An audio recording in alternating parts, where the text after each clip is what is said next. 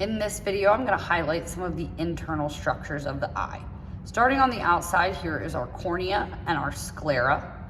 We can see our iris, the colored part of the eye, and our pupil, which is the hole that lets the light in. When the light enters the eye, it's going to first encounter the lens. The lens is going to focus that light onto our retina, which is this inner orange layer here.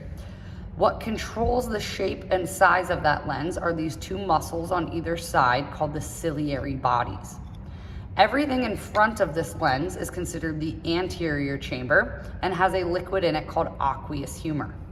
Everything behind that lens is called the posterior or vitreous chamber and has this vitreous body, which is more like a gel or kind of a bouncy substance. Here's our sclera. This inner red line right here is my choroid, and the innermost orange layer here is the retina.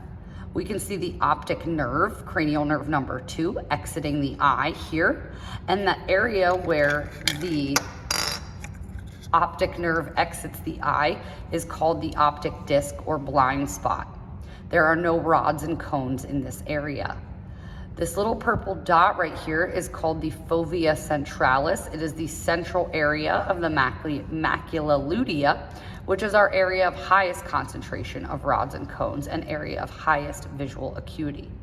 So the light is going to pass through the cornea, through our pupil, through the lens that would be right here, through our posterior chamber, and reflect off of this retina and send that information out the optic nerve to the brain so that vision can be processed on our occipital cortex.